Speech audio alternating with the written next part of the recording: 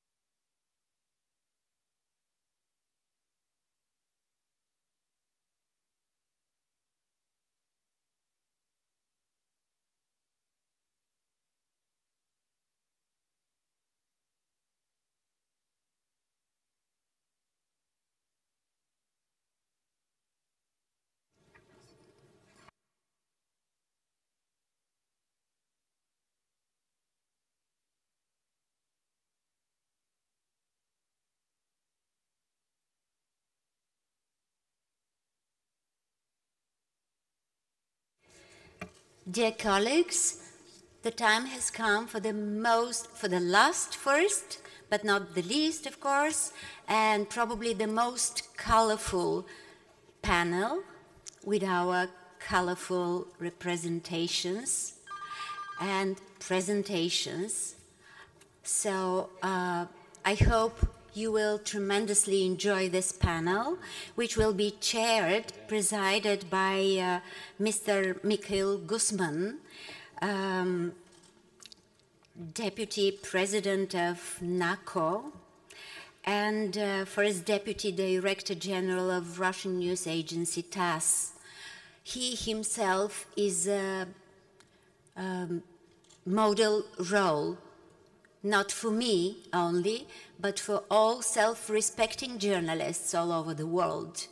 I suggest you check his biography any place on the internet and see how important and how infatigable he is. So I give the floor to Mr. Guzman to present his topic and his panelists. Actually, this is the most important topic, probably, artificial intelligence. You all know what that means, but in a way, you haven't seen it yet in its full dimensions. So I give the floor to Mr. Guzman. Thank you very much. It's a great honor to be moderator of this absolutely great session. And now I understand why great organizers of this Congress put this session on as the last session, because it could be like a dessert to all our previous panel decisions. And that's why I think that what I disagree with a lot of that, she said that all of us know what does it mean, artificial intelligence. Personally, me, I don't know what does it mean. We all speak about it. We speak everywhere about this. And I'm personally, till now, I don't know what does it mean in reality, what we have to think about this in the next future. And that's why I invite to this session super professional and super knowledgeable person in this very, very important topic and very, very important point, like intelligence, artificial intelligence. And we have very different speakers, and they will speak about this important and very interesting topic from very different corners and points of view. And I will start with my colleague from left side, who represents one of the greatest agencies in our world, Xinhua Agency. And honestly, maybe from our meeting in Xinhua a couple of weeks ago, when we visited this agency in Beijing, and we were shown absolutely new technology in practical life of artificial intelligence. And I asked our colleagues from Xinhua to show us this new technology for all of us and this Congress in Sofia. And this presentation will be made by Mr. Yang Huang, who is Director General of Europe Regional Bureau of Xinhua in Brussels. Mr. Yang, he's more than 30 years with Xinhua. He works in Washington, in London. Now he had an office in Brussels. And Mr. Yang Huang, floor is yours.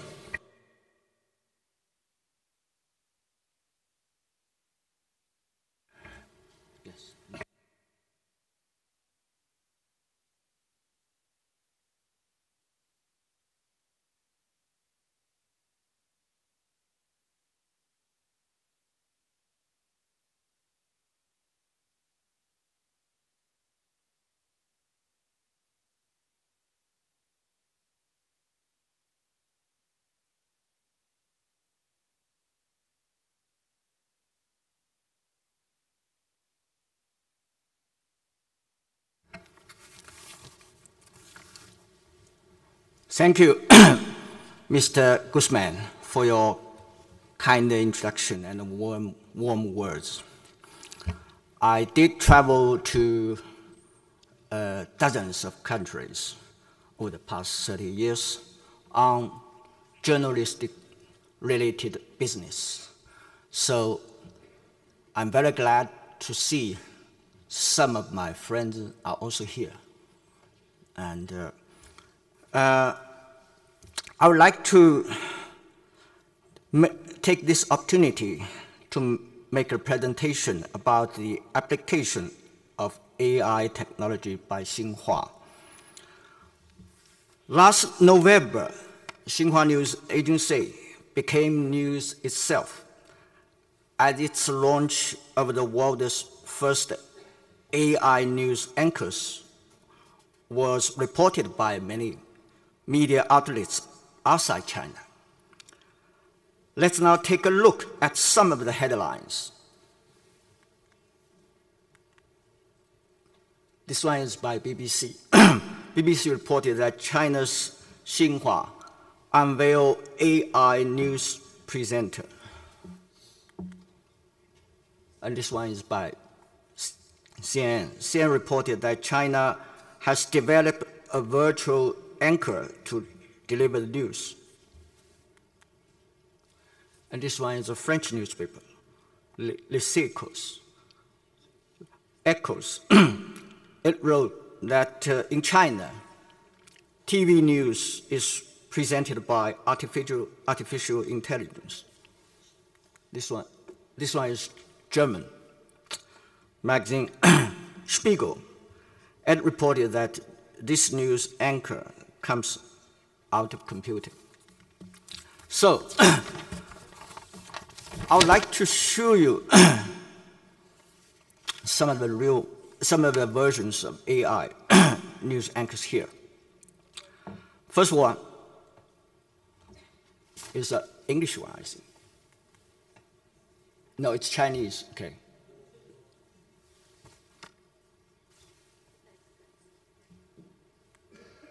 No, sorry. 现场的各位朋友，大家好，欢迎来到新华社。我是由新华社和搜狗公司联合培育的全球首个 AI 合成女主播。我的名字叫辛小萌，我的声音和外形脱胎于新华社新媒体中心新闻主播区萌。我将会在今年全国两会期间与大家见面。我和我的搭档将为大家带来更好的新闻体验。So, this is a Chinese version, and let me translate into English. What she says is that, my name is Xin Xiaomeng. I'm the world's first female AI anchor, jointly developed by Xinhua and Sogou, a Chinese IT company. I'm modeled after Chu Men, a Xinhua TV announcer. I will present TV news during the annual Chinese parliamentary session.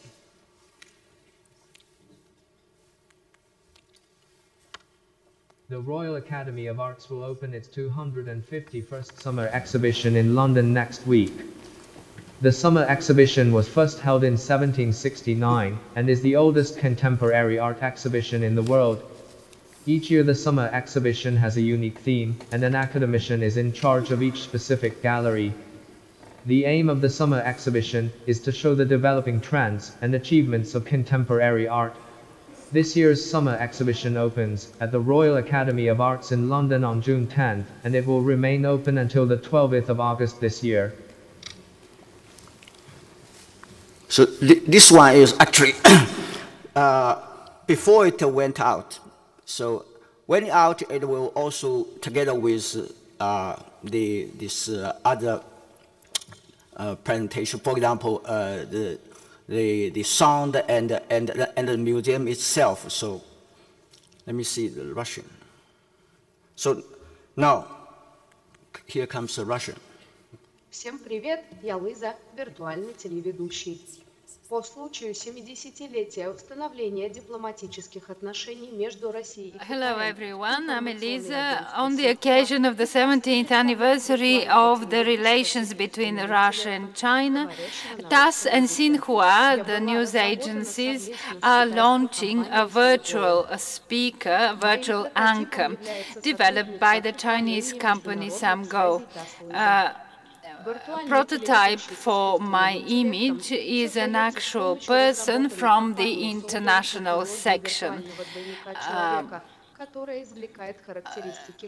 This anchor has been developed for the Xinhua company, mimicking the voice and the image of an actual person. Thanks to machine learning, the AI anchor synthesizes speech and mimics augmented on the actual image of a person, and this makes the AI anchor resemble a real anchor. If you type a text, I will be a tireless anchor reporting the news precisely, and I hope to be able to help the world learn about But you the can news developments. compare who will prefer better, the virtual anchor or the real journalist. Liza is here. Lisa, stand up.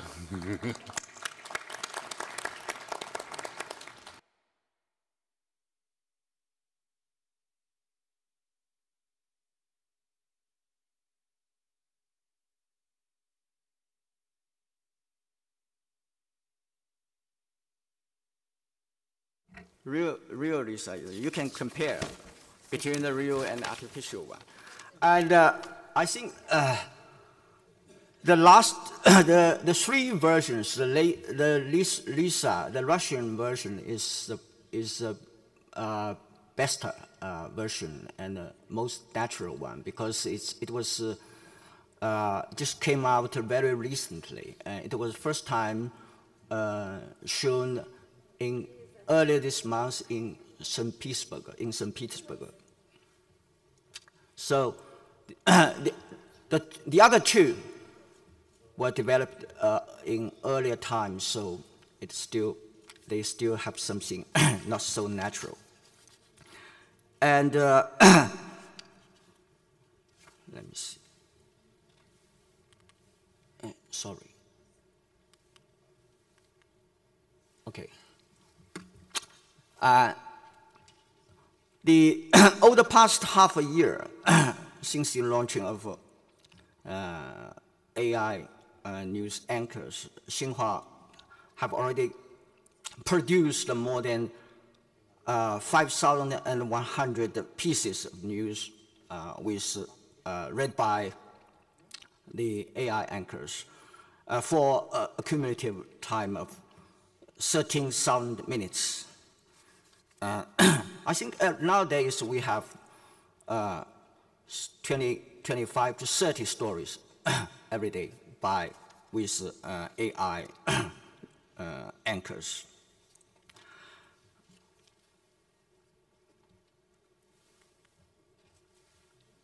So let me talk briefly the technological aspect of AI news anchors.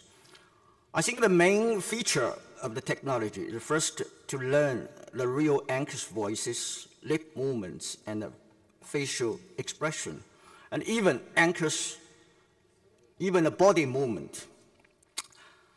And then the second step is to synchronize for the artificial news anchors the words to be read, the lips movement, and the facial expression.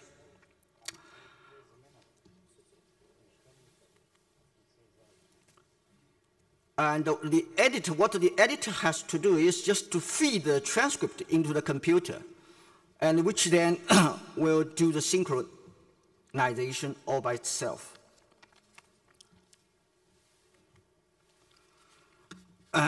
I'm told by my colleagues in the technical department that like other applications, other AI applications, AI news anchors also involve algorithm, neural network, deep learning, and other techniques of AI science.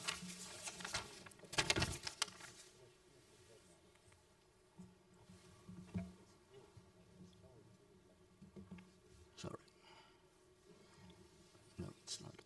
Okay.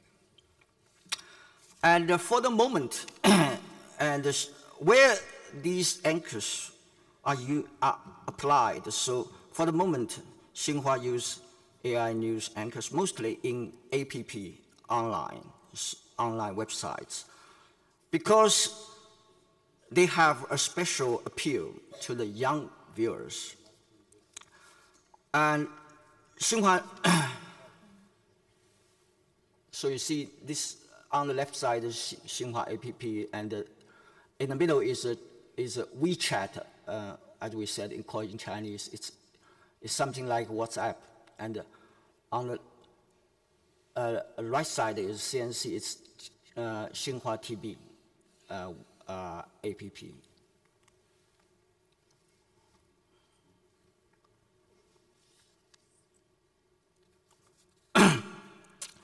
Xinhua News Agency has attached great importance to the technological innovations. There is a department especially called New Media Center, which is in charge of applications of AI technology.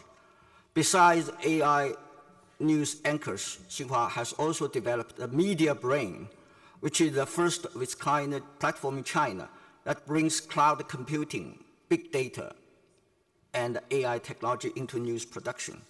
We also have robot journalists, which are actually a software used to write weather forecast, stock market news, and sports scores. We also have what is called on-site cloud, which helps journalists to do live reporting more efficiently.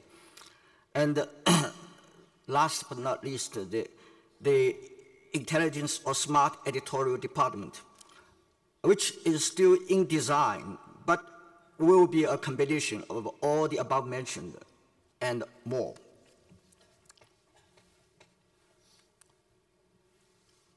To conclude my presentation, I would like to say that AI application in news coverage is still in its early stage of development. No one can predict exactly what it will look in future, but it will certainly have a profound impact on journalism. Thank you.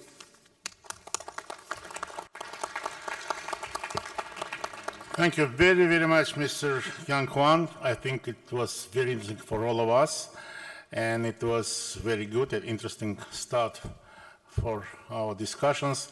And I want to introduce to you our next speaker, Nidal Salah Eldin. She's to the right side from me. She's Deputy Editor-in-Chief of DPA. And before that, she works a lot for the Axel Springer. She's very well-known journalist, and more than happy to give floor to you, Nidal. Please welcome. Thank you very much. Good afternoon, everyone. It's a very big honor to be here today. My name is Nidal. I've recently joined DPA as a Deputy Editor-in-Chief, and I'm very honored to be welcomed into this very vibrant and international community. Thank you very much. So I'm happy to share some thoughts today about what I believe is the state of AI in the journalism context, my approach, and my experience with it.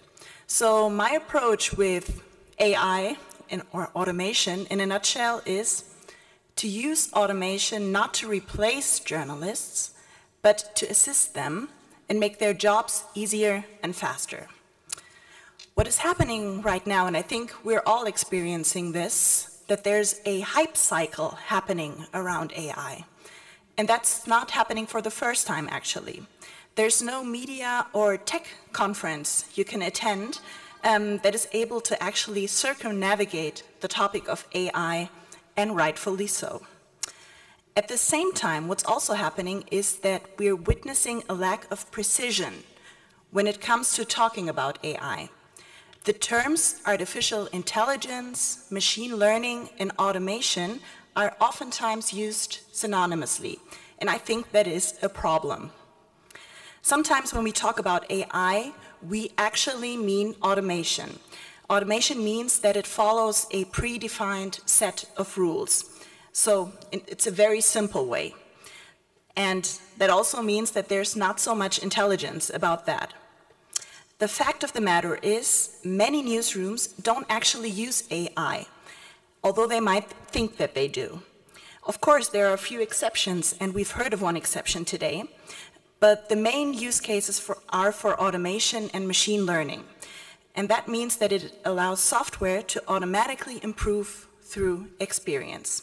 This is the reality of AI or automation in the journalism space. What does make AI different from what I just described? So AI is basically designed to simulate and mimic human thinking and human intelligence. This is something a simple automation will not be able to accomplish for you.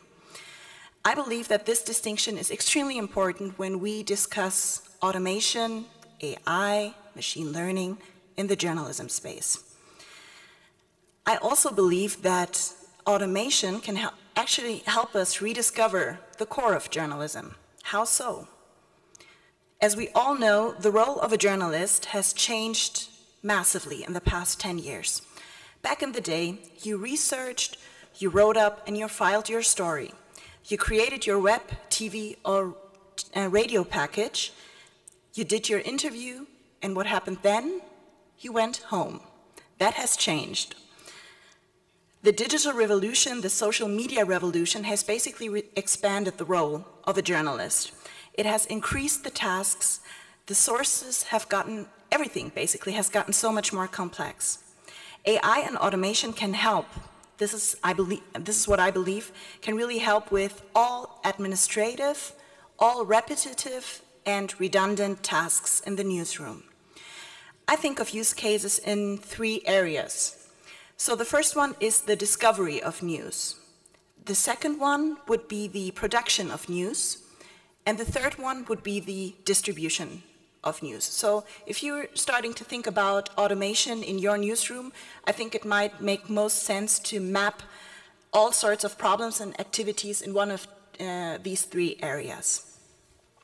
What does that mean specifically when I talk about discovery, production, and distribution? That could be using data signals to find potential stories that might pop up. Personalization, automated writing for sports or finance stories, fact-checking and verification, data journalism. All these examples that I've just provided are actual use cases in most of the newsrooms that I am familiar with. So why is it a good thing that we have help with that now?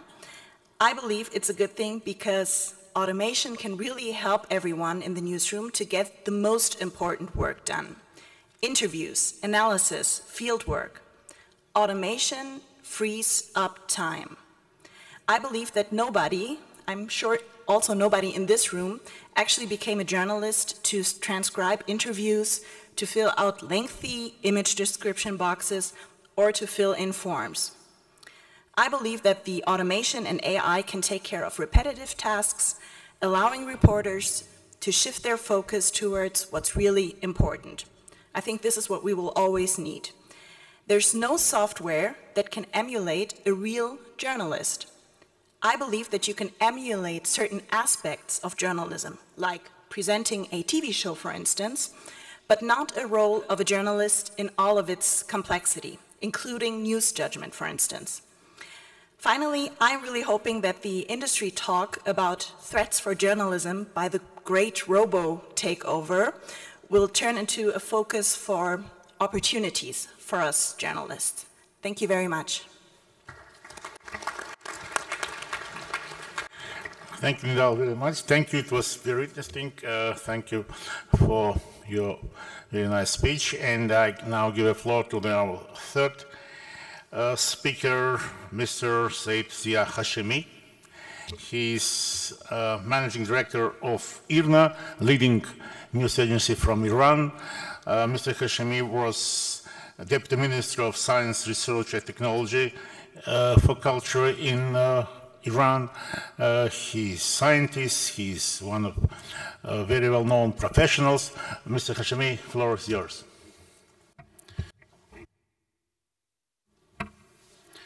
Thank you, Mr. Guzman. Good afternoon, everybody.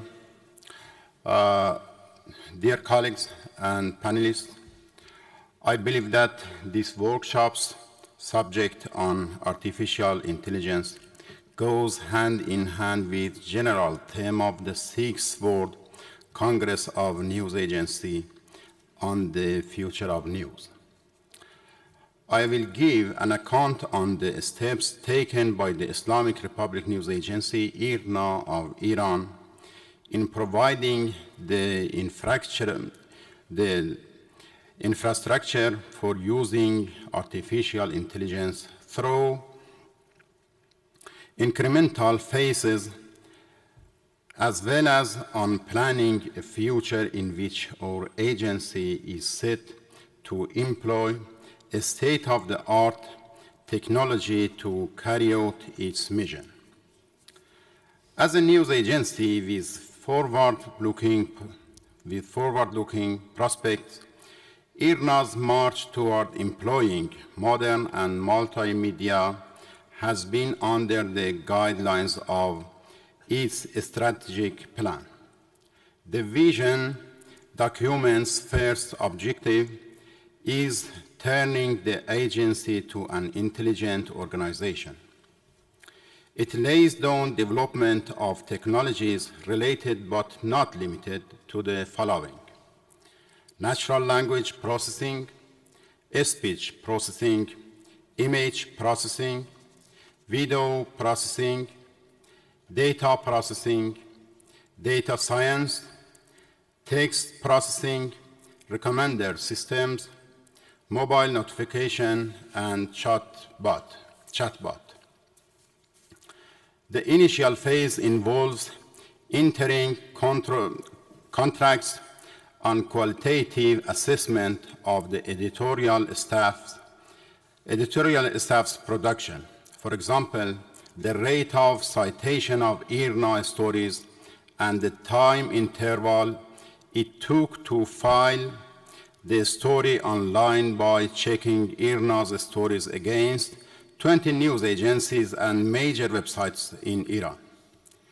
It also entails searching the web to check whether IRNA's stories have been republished without giving due credit to our products. Through data mining, IRNA's recommender system will use IPs, cookies, as well as comments of our visitors to identify their area of interest and suggest the topics in their search sessions.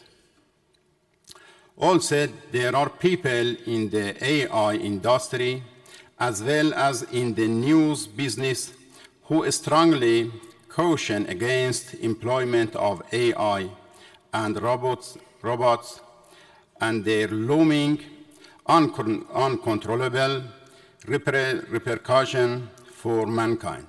Here, one should underline the importance of the human-AI symbiosis for management of future-minded organizations, including news agencies.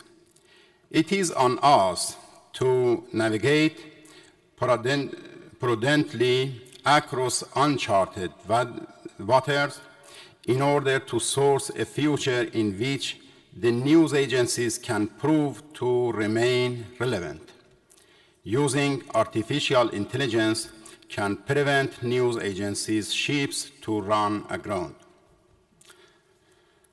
Respected colleagues, let me conclude by a question in which I think the workshop's panelists and participants will have an interest to discuss.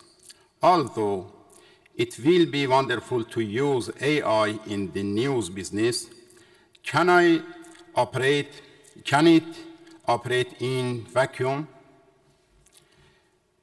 Expert minds, human minds, and up-to-date professional expertise are needed to manage the systems.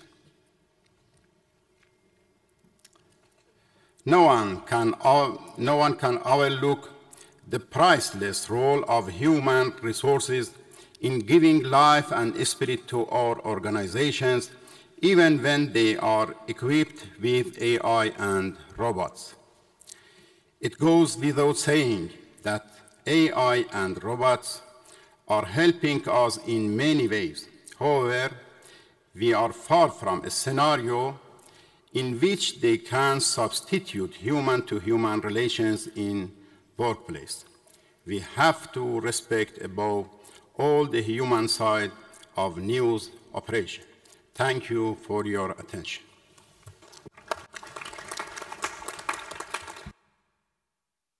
Thank you, Mr. Hashemi, for your very important and very interesting speech.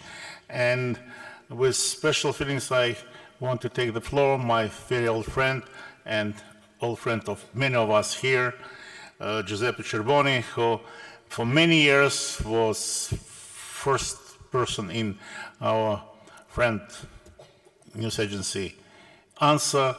Unfortunately, now he is not in ANSA. Unfortunately, I speak on behalf of ANSA.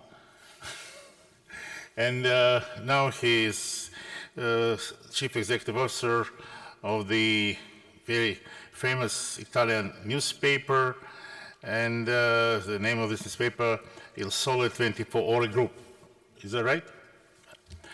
And but he studied in United States, and he made dissertation and PhD of the artificial intelligence in the United States. That's why it is professional topic. Giuseppe, floor is yours. Well, thank you very much. Thank you, first of all, to our host, Maxim Minchev, and a special thanks to Misha Guzman. I never had a couple of weeks to read his biography, but that's enough. I met the man and the professional. That's more than enough for me. So thank you, Misha, for your kind words. Just a few words about my group. My group is one of the leader European groups in the financial and professional information, economical, financial and professional information.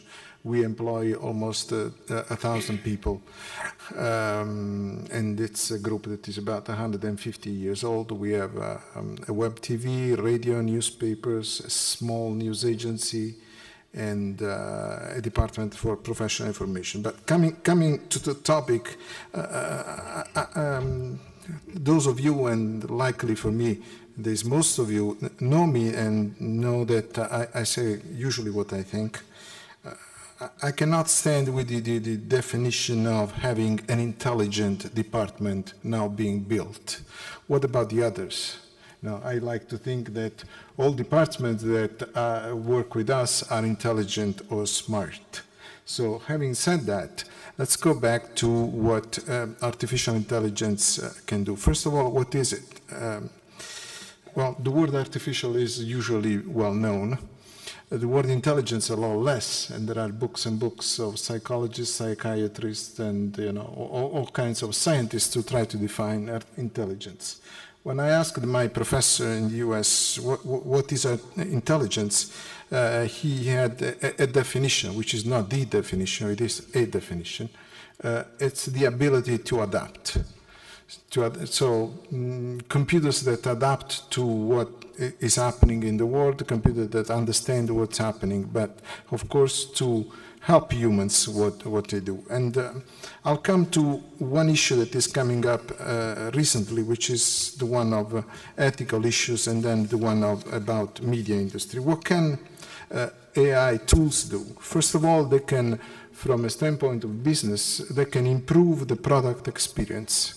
On one hand, they can drive personal experience to better drive through the products, and they can also impact our life. There are different ways of looking at AI. First of all, we can look at AI from whatever the games, for example, on what's called the Internet AI. Then there is the business AI, what is interested in banks, and certainly the colleague who will speak afterwards will say a lot better than me how AI can help in this. Then there is also the perception AI, what AI can do in terms of security, and we all know how needed it is these days. And also in the autonomous AI. If we want to go to Mars, we cannot think that only humans can do that. You need systems that can guide themselves. You have all read about the autonomous machines, the autonomous cars, and so forth. So there are different levels of using AI. What are the factors that are enabling this AI growth? I graduated in 1992, so it was quite a few years ago, and the gap is huge. But what are the components that is making AI grow these days? One is the competition among Russia, China, and the US.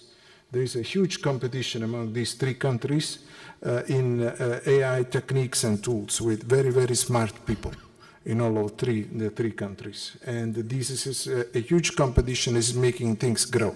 Competition is makes things grow.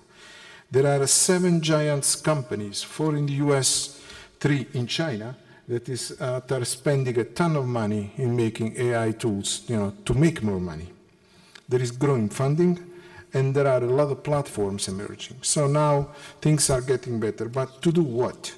I think in the end, AI will boost human creativity, because I read that there are also AI machines that can paint. But I hope there will never be someone who can paint a Gioconda or who can replace Pollock or Caravaggio. So certainly there will be helps, but not replacements. I don't want to go into the story of AI, which, you like it or not, goes back to 1623 with a machine that used to compute 6 digits, but I won't go into the story. I will just give you the roadmap of AI. It started in the early 1900s using brute force, means the more computing power you put, the better results you have. And then soon you saw that this was not enough. After that, you went into knowledge systems where the machine understood what you were talking about, and this was around the early 70s. The most famous system about this is called Dendral by Feigenbaum and Buchanan. The next step was the neural networks that started in 1986. So you see that this AI is a very young science. So we don't know what's going on afterwards, but there have to be some principles. You can tell that AI is growing because companies, people, and governments are talking about ethical issues about AI. I want to remember that last week at the Tsukuba meeting of the G20 ministers in Japan, there were the issue of the AI principles that had to be followed by countries in developing AI. And these principles are human principles. Nothing new, because if you remember Isaac Asimov, since 1943, he started with the 3 principles, the 3 rules of robots. But anyway, the principles of the G20 were the fairness, the accountability, think that an autonomous car, kills a person. Whose fault is it? There is no driver. Who wrote the software, that built the car? There is nobody driving. So the accountability of the systems, the transparency. You have to make the principles that the algorithms follow very clear. The AI machines have to follow the rules of law, like Isaac Asimov said, that the robot cannot go against its creator. And then values, human values, privacy, equality, diversity, labor, and human rights. These are principles that in all AI machines, I'll conclude very briefly, all AI machines have to follow. But what's AI in the media? AI in the media will influence, and is going to influence, it's already influencing the whole value chain of the media. Editors will become more productive, because they can have more tools also for fake news. AI is essential in fighting against fake news because of the speed and the quantity of data that is involved in this. You need automated tools to help the editors navigate through this flood of information. Consumers will find out the content that match their interest, and they also can assist, underline assist, the human creativity and curiosity. Like when the microscope was invented, you look at things that you never saw before, so you could see more things and have more ideas. And also, AI is not only automation. All AI helps in predictive capabilities. So just to conclude, it's going to be a long trip which has just started towards the unknown, just to see something that Star Trek used to say at the end of each.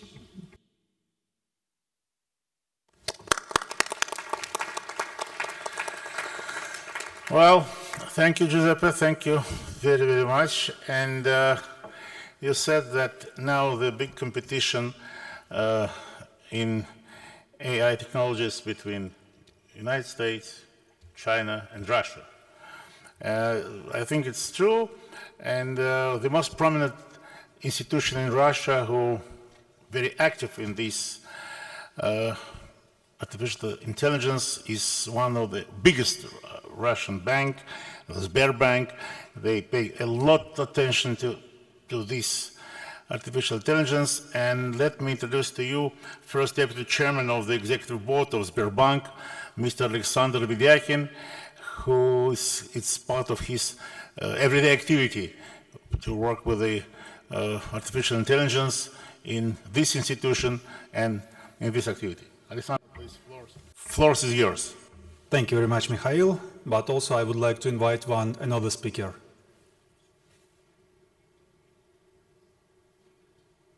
And the voice, please. Distinguished participants of the 6th News Agency's World Congress, my name is Elena. I am a digital avatar of Sberbank created with the help of artificial intelligence. As you know, the overarching theme of the Congress this year is the future of news. I am the future of news. Colleagues, I am happy to welcome you to the session on artificial intelligence. First Deputy Chairman of the Executive Board of Sberbank, Alexander Vedyakin, will tell you more about the development of artificial intelligence at Russia's largest bank.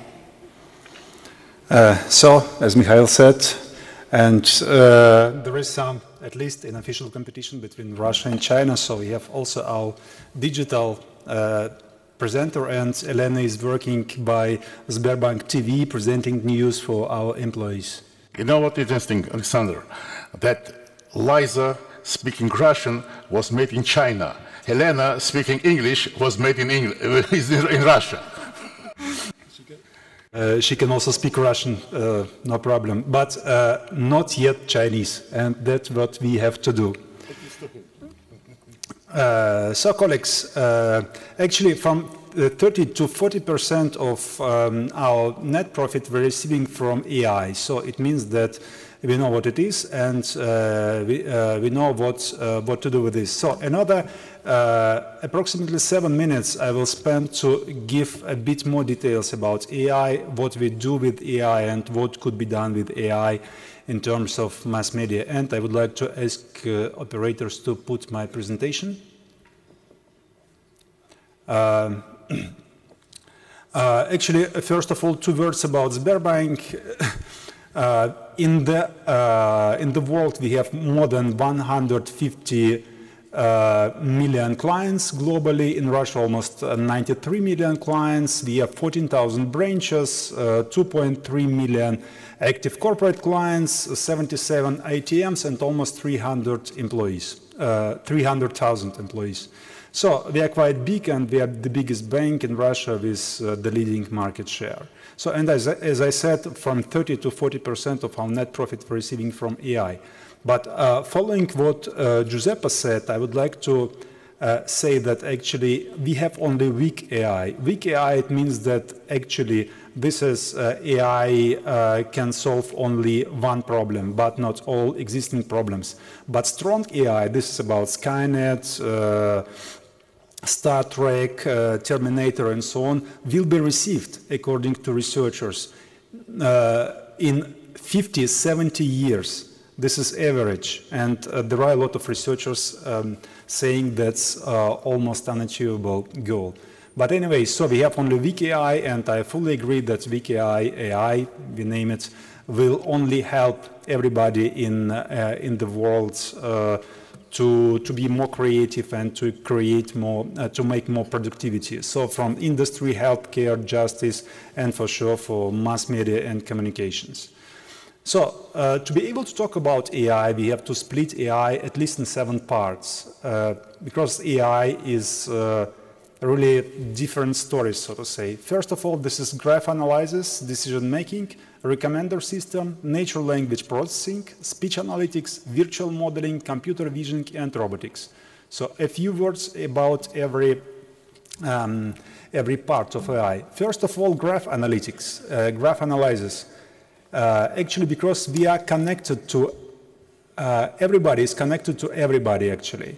It just depends on how much handshakes you're having between you and every person in the world. And having graph, you can imagine that actually all the world is really and deeply interconnected. And all news, all stories could be proved by graph analysis, and all relationships between governments, companies, and people could be proved by graphs. And also decision-making system, that's fake or not fake, in our case, give a loan or not give a loan, is also a decision-making system. For example, we have started AI initiative, and now we are granting in 7 minutes loans for large corporates. Previously, it took for us at least 3 weeks. So the decisions could be done really, really rapidly. Recommender system, actually, for us is really important what kind of products a client will buy. For news agency, that's really important what a client will read or will see. And in our case, we see, this is our mobile application, by the way, on the screen, we see that our conversion increased 4 times, colleagues, 4 times, and we give also some interesting notes, some news for our clients. And it could be really interesting for all mass media as well. So natural language processing, Nidal said about this, that actually this news creating and news producing, yes, and this is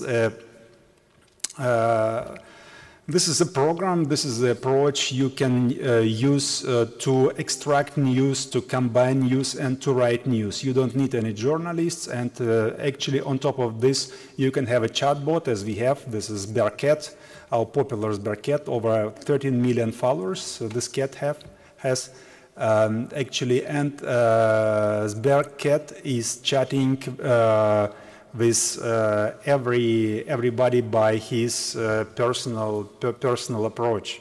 So, and giving him or her personalized news about Sberbank for sure, but I mean, you can imagine it could be done for every news agency. So audio and speech analytics, actually, we understood that our clients don't want to type in nothing, just to talk. And nowadays, more than 20% of all calls are served by virtual operators, so by AI. It's possible to talk with her, this is a female, actually, and to receive all necessary services. At least 1/5 of our calls are served by this, and you can imagine that in mass media, for example, when a client could talk with the news agency just in real voice, receiving news via, for example, this home spots as Alexa or Siri, it's also another era in communication with clients. And by the way, I think we have the same clients. Simulation modeling and virtual personal assistants. So Elena has made some greetings to us, and virtual reality with virtual assistants inside.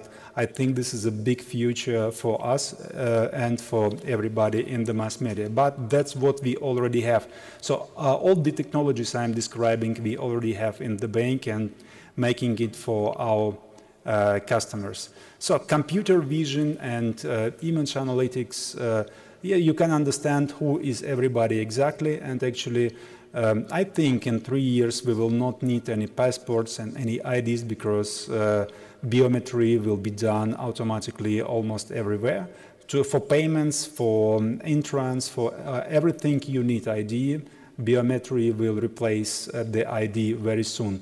We have our own biometric system and we do this common biometric system together with our central bank and with other banks, and I think in 3 years in Russia it will be the situation will be absolutely and dramatically changed in terms of biometries. And for sure we have to talk about robotics, but those are really easy, so to say, robotics, because the strong AI we don't have. But robotics can bring cash, for example, can make some video recording, and for example, you can see here also exoskeleton, and the skeleton helps our employees to bring some heavy things, and also this, exactly this exoskeleton helps doctors to make really long surgeries. Actually, from my understanding, AI is here to improve our life quality and just to help us as a human being. And also agree with other speakers that AI plus human is much more than just human or just AI. And in the end of my presentation, I would like to ask you to put a video, short video from NVIDIA. NVIDIA is one of the leading company producing chips for AI, and I think in this video there's also some good, interesting facts about artificial intelligence. Thank you very much. Well, ladies and gentlemen, dear participants of our Congress, you now see all great challenges of our time. It's yours? Oh. It's okay. It's not fake news. Keep going. Visionary. Our natural movement.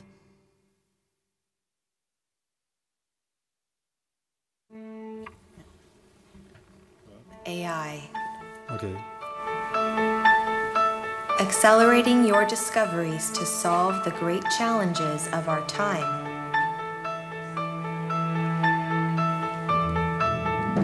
I am a visionary, bringing characters to life with more natural movement, generating brilliant new worlds for them to explore, and inventing new ways to bring out the creative genius in us all.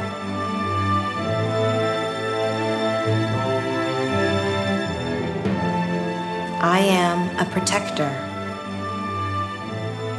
leading the way into the most dangerous environments, and searching for signs of life. I am a guardian, listening for the sounds of destruction to save our forests, and using satellites to bring freedom to those who are enslaved. I am a navigator, finding safer paths for cross-country deliveries and taking personal travel to new heights.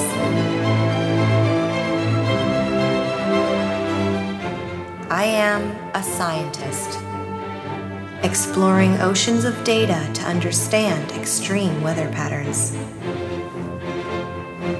and studying the building blocks of life to save a community from hunger.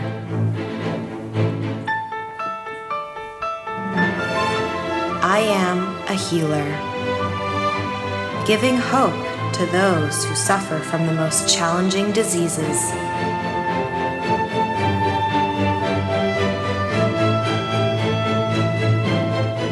And tapping into the brain to rejuvenate paralyzed limbs. I am even the composer of the music you're hearing.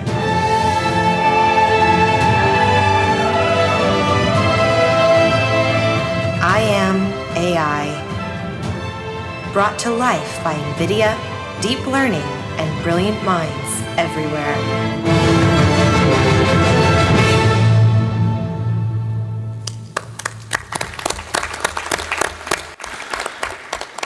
After this, I want to say we're all AI. Thank you, Alexander. Thank you, all our speakers. And now we have a little bit of time for the questions. I think that you have questions. Please raise your hands who have questions, and to whom these questions, please. Maybe some question from AI. Yes, please. So this is a question for Alexander. What was the motivation behind the bank investing so much in AI? Was this about cost saving, or was this just because you felt there would be opportunities in the future? So first of all, this is a user experience, because you can't compare user experience with AI and without AI. So all customers need almost for free, immediately and personalized. And you can't provide such kind of requests. You can't provide such kind of products without AI. People can't. It's just really easy. And also cost decreasing, cost optimization, and so on and so on. So as I said, from 30 to 40% of our profit we receive from AI-related technologies. Sorry, just quick follow-up. Do you think you're quite exceptional in the world of banks, or do you think there are, all other banks are like this? Because certainly in the UK, they don't seem to be doing anything like that. So I have never ever said that we are quite exceptional. I would say that we are fully unsatisfied with our results. Thank you. Please, your questions. To Mr. Huang, you invested a lot in developing your software for the news presenter. How much have you invested, or you intend to invest in the security of this one? Talking about fake news, it's possible, I guess, that this should be hacked someday, and it can lead to some catastrophic news. I think Xinhua has a very strict process of checking against fake news. So this artificial intelligence, even we use it to write stories and to check the background and so forth, and still we must do it by human to and to verify and to check against the sources. So this is a very strict process. So for the moment, I don't think, have you ever heard of Xinhua making fake news? I don't think so. So I think the process is very strict, so we don't have this kind of security problem. Thank you. No, yes, please. I was referring to the news presenter itself. The program can be hacked someday or not by someone outside who wants to do harm to you or to others. Yeah, this kind of, we cannot rule out. Yeah, we cannot rule it out. But I think now it's actually it's done by by the editors. They have to they will feed in the transcript, and the anchor will read the story. And as you said that it would be hacked, and this is a very extreme case, and not only the anchor will be hacked, all kind of new websites have the possibility of being hacked. So there is this kind of risk, but we will, of course, we will take extra precaution to prevent it. Thank you. Thank you, Mr. Yong Kong. Please, questions. No more? All tired? No? Or very impressed? Okay. Question? Yes, please.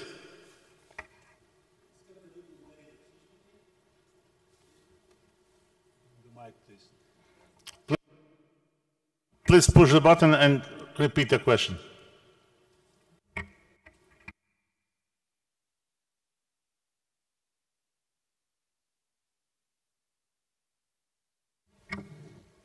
I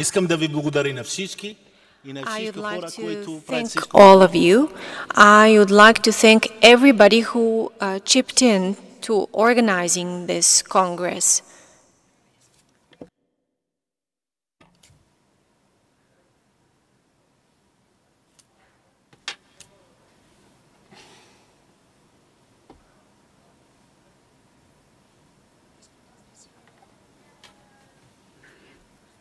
I would like to express my gratitude and acknowledgement of the jobs that journalists have to tackle day in and day out.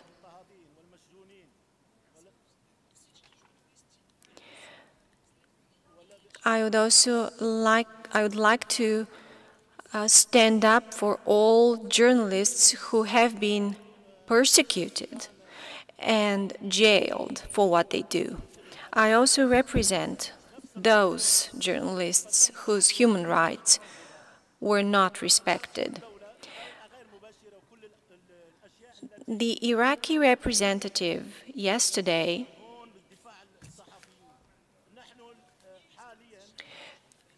raised this issue.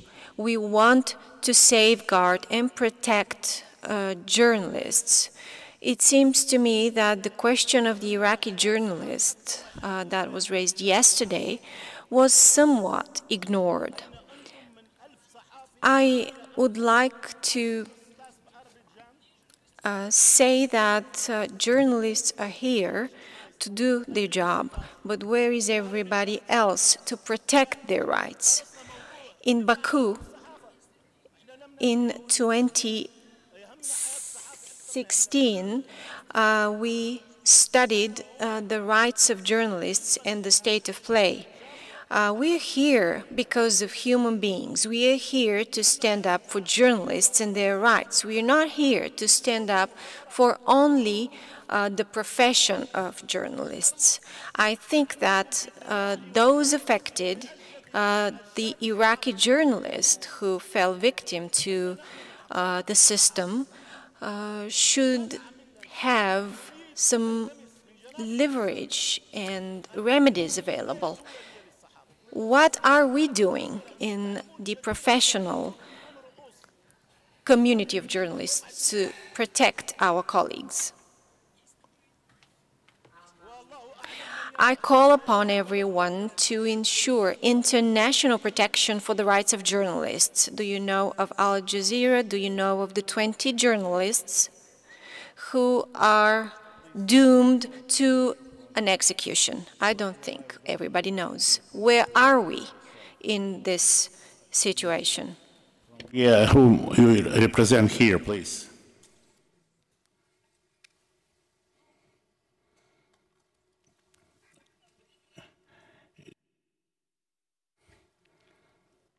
Hello? Yes, please. Please name yourself, whom you represent in our Congress.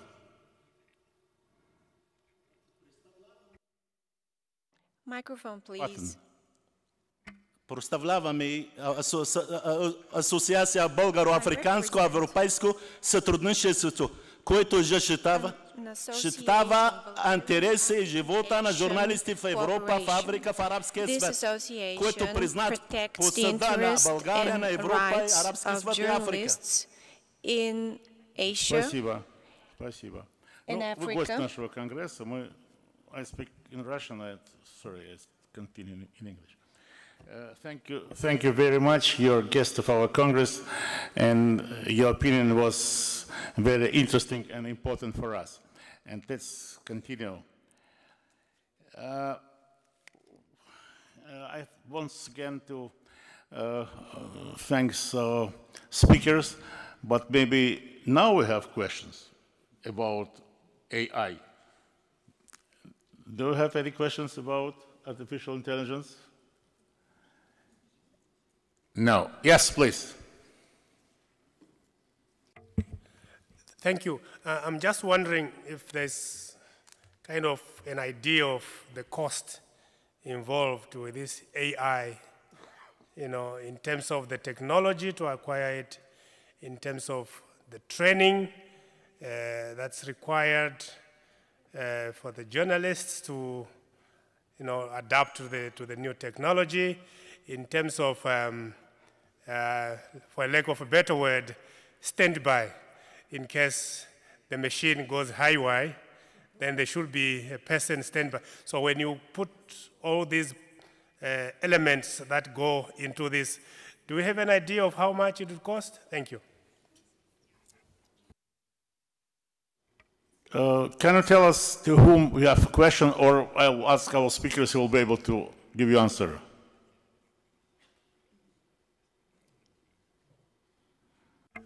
Well, maybe the gentleman from Xinhua, or those who have, you know, experience that have deployed. I don't have a figure with me for the investment, but I can tell you is that Xinhua has attached great importance to the innovation and research and development, and we in Xinhua we have several departments involved in AI technology. Besides this new media center, we also have a department of technology, which is devoted to hardware development. And also we have some affiliated companies. And so, yes, it is quite a lot, but I think it's worth it. So, and you have to keep up with the trend of technology. That's all I can say. Thank you. Thank you. Giuseppe, maybe you add something, yeah? I think it's nearly impossible to estimate the exact amount money involved in this. First of all, media companies do media. They don't develop technology, they apply technology. But on the other hand, the media companies are condemned to innovate, especially in the technology business. If you don't innovate, you're going to be dead, regardless how good your news are, because you have to innovate every time in terms of how you deliver your things to the company. It's also our own interest to innovate in terms of AI, because one of the things I didn't discuss because we didn't have time is the impact that AI has on advertising. The impact of AI on advertising is crucial because you can increase your advertising revenues because using properly AI by knowing your customers and so forth. So it is not a matter of spending, it's a matter of investing. Media companies have to concentrate on the business, so they have to have, and we at my company, Sole 24 Ore, we have it, an R&D department that especially you have to have somebody who goes and scouts for the best solutions that are around, because no one except probably big banks or big agencies like Sinhua can have the funds to invest in only in this field. A totally different issue that you raised is the one of training.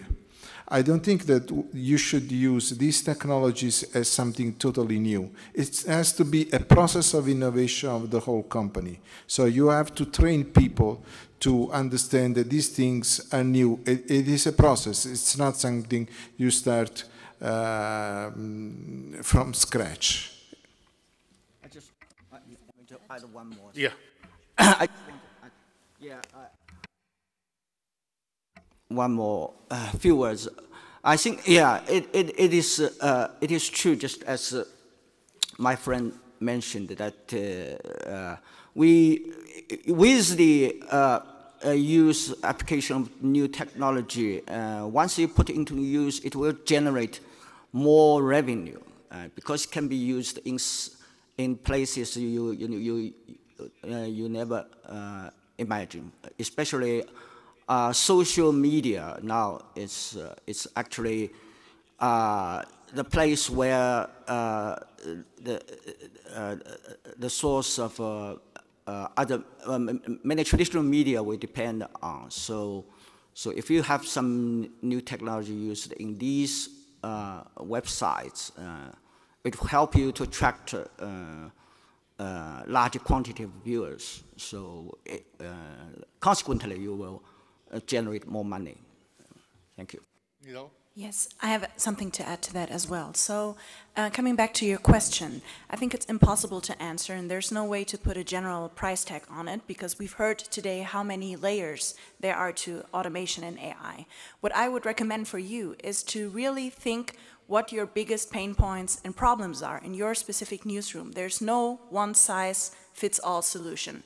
The best way, in my point of view, is to start at a problem that you're having in your newsroom and something that you need a technological solution for. And I have a concrete example for that, for instance. I heard about how much time transcribing interviews is consuming in newsrooms. So nobody became a journalist to sit for 3 hours and to transcribe an interview. And then when I mapped the issues that we have on the side of discovery of news, production of news, and distribution of news, that was something that came up in the production side of news. And then you find out that is a problem, you see potential for support there, and then you find a partner, for instance, to do that with, because most of the time you don't have all the expertise you need. And we used at Axel Springer and now at DPA also, we have a couple of examples where we use automation and it helped free up time. One of the examples is to use a transcription tool that helps you by transcribing the content for you in a very fast amount of time. The transcription itself is not ready for the stage, but you don't start at 0% with your transcription. It does something, but you have to go over it. You have to check the grammar at times. You have to check the punctuation, the comma. And I think this is something that you can basically apply to all different kind of problems you have. Think about the problem first, solution second. Thank you, Nidal. Clive?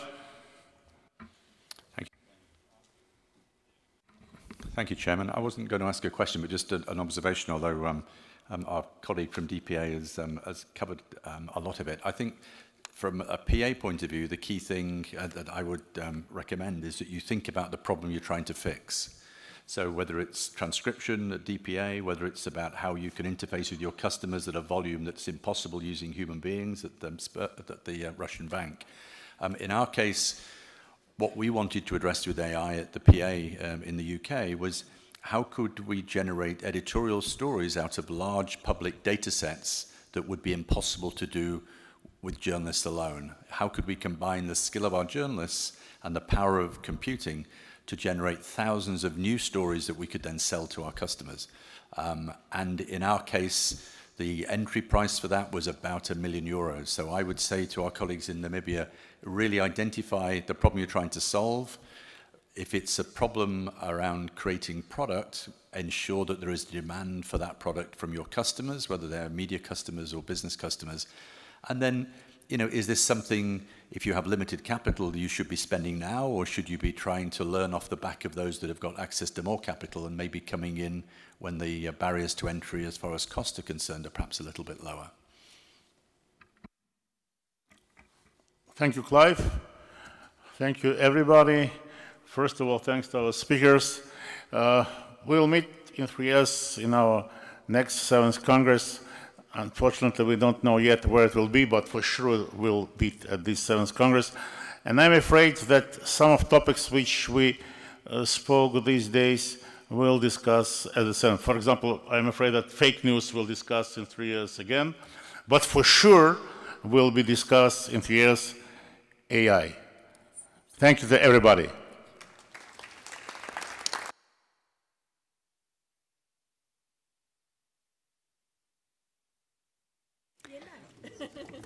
Thank you, Mr. Guzman. Thank you, panelists.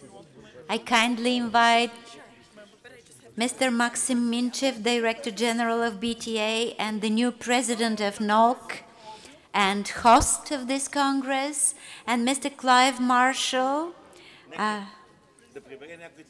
President of NACO and CEO of PA Group, for final words.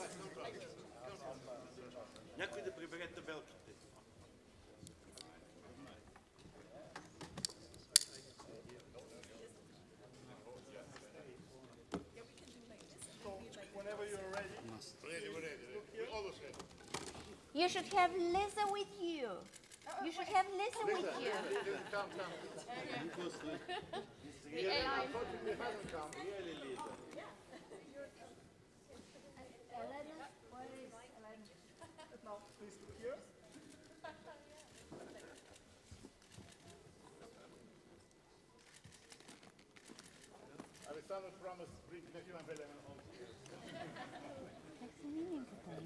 Моите на Клайв, ако искате, служете, но все пак ви Ще водиш. Няма да варя аз. Те ще говорят двамата само. Добре, после да направим една обща. Чакай да ги питам дали една сега.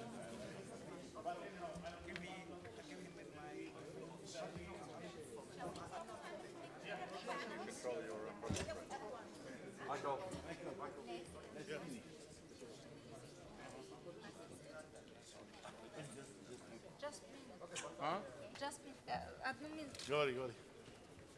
Присаживайтесь. Ушли? Садитесь, мы сейчас заканчиваем. Да,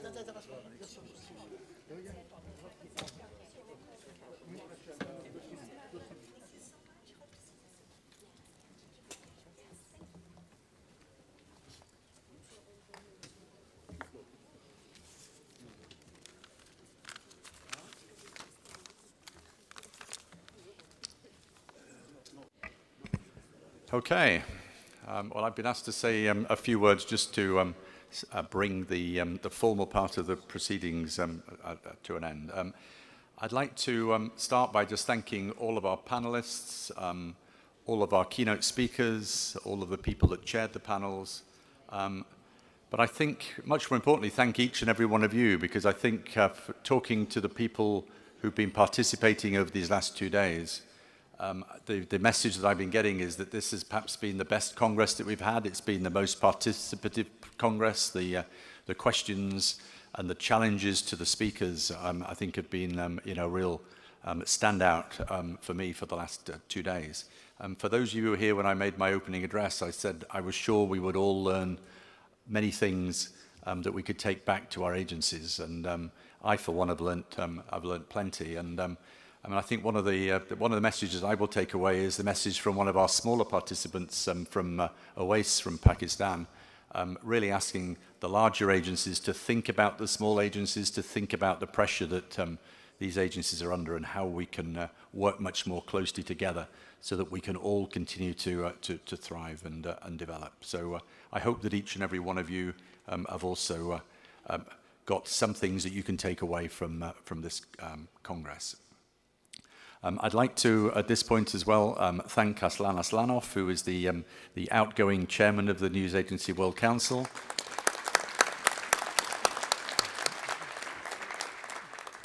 The way that the system works is that the previous host is then the chairman of the council for the following 3 years, which means that it is now the baton is now handed over to Maxim Minchev, who becomes the new chairman of the council. And I think at this point, I think we should all put our hands together. I know we're having a dinner tonight, so there'll be a chance to thank everybody again. But just to thank Maxim and all of his colleagues for, I think, what has been a tremendous event, both from an organizational point of view, but also just the smooth running of everything, whether it's a note under your door to tell you to be ready for the coach, or that your car is taking you to the airport, or just the technology that we've all enjoyed and which has supported us so well in our endeavors for these last 2 days. So I think a big round of applause for everybody at BTA.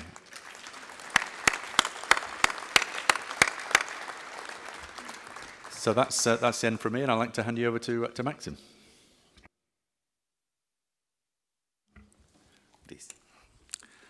Вчера аз говорих на български език, моя роден език. Used Bulgarian, my mother tongue, and I would like to finish off using my mother tongue. As Clive mentioned,